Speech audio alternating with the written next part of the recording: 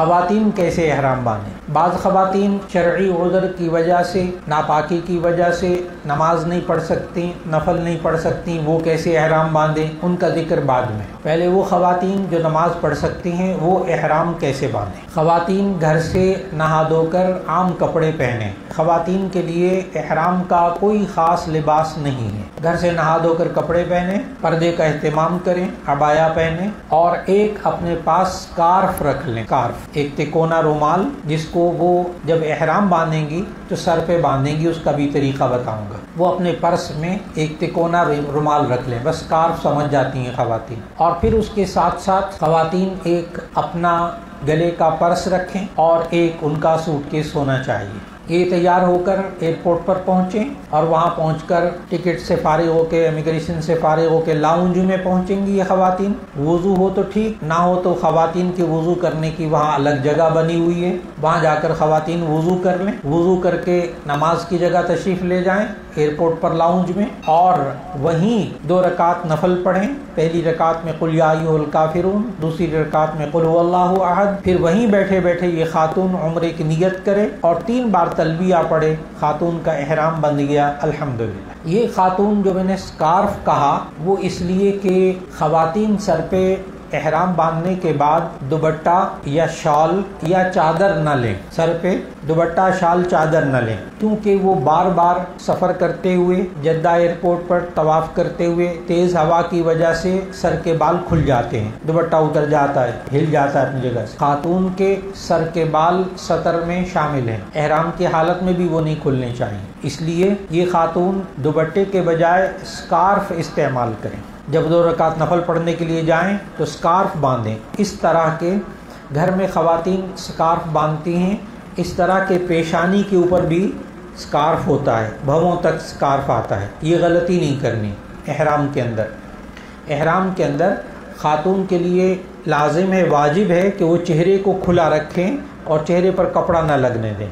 پردہ کیسے کریں گے وہ ابھی بات کروں گا انشاءاللہ۔ تو خاتون جب احرام باندھنے کے لیے جائیں نماز پڑھنے کے لیے تو سر پہ سکارف باندھ لیں، اس طرح کہ جہاں سر کے پیشانی پہ بال اگتے ہیں وہاں سکارف کا کنارہ ہونا چاہیے۔ دونوں کان چھپ جائیں، کوئی حرج نہیں، ٹھوڑی کے نیچے تک۔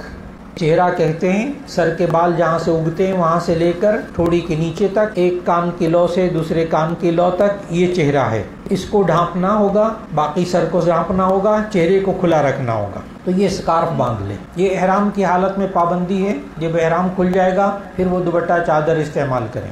الحمدللہ خواتین کا احرام بھی بند گیا۔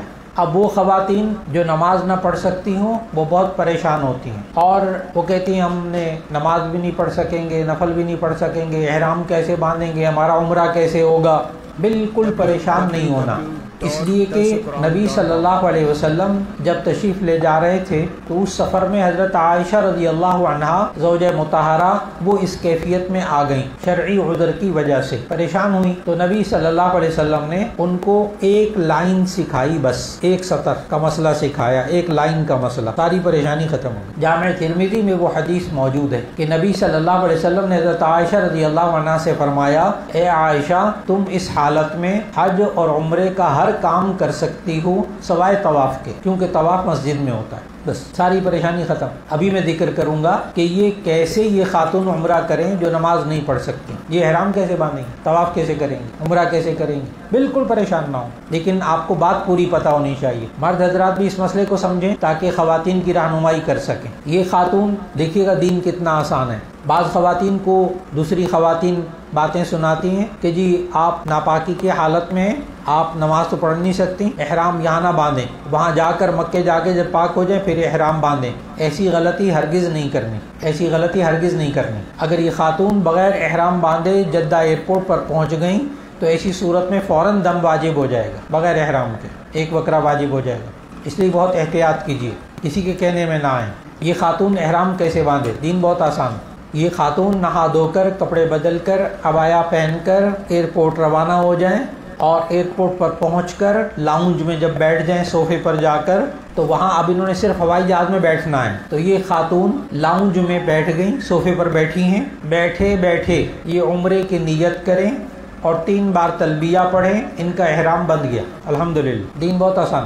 میں نے اسی لیے بڑا آپ کو تاکید کر کے سمجھایا تھا کہ احرام باندھنا کس کو کہتے ہیں، نیت کرنا اور تلبیہ پڑھنا، بس نفل ہے، زائد ہے، تو وہ کام یہ نہیں کر سکیں، تو ایسی صورت میں لاؤنج میں بیٹھ کر یہ نیت کریں گی عمرے کی اور تلبیہ پڑھ سکتی ہیں، کیونکہ تلبیہ قرآن نہیں ہے، یہ قرآن حکیم نہیں تلاوت کر سکتی، تلبیہ پڑھ سکتی ہیں، دعائیں مانگ سکتی ہیں، درود شریف پڑھ سکتی ہیں، تسبیحات کر سکتی ہیں، تو اس لیے یہ جا کر وہ خاتون جو نماز نہیں پڑھ سکتی، یہ جا کر صوفے پر بیٹھے بیٹھے نیت کریں گی عمرے کی، عربی میں، اردو میں، اپنی زبان میں، اور 3 بار تلبیہ پڑھیں گی، ذرا اتنی اونچی آواز سے کہ خود کو سنائی دے، ان کا احرام بن گیا۔ اب اس خاتون کے بارے میں مزید بتا دوں، یہ خاتون احرام بن گیا، اب احرام کی پابندیاں شروع ہو گئیں جو بھی میں بتاؤں گا انشاءاللہ۔ اب یہ خاتون جدہ پہنچیں گی، جدے سے مکے پہنچیں گی، اور مکے جا کر وہاں اپنے ہوٹل میں رہیں گی،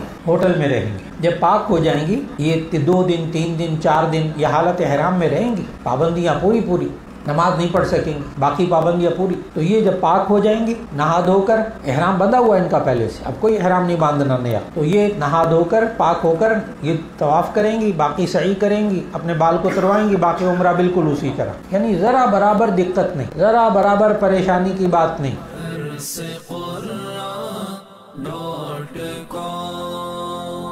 www.darsequran.com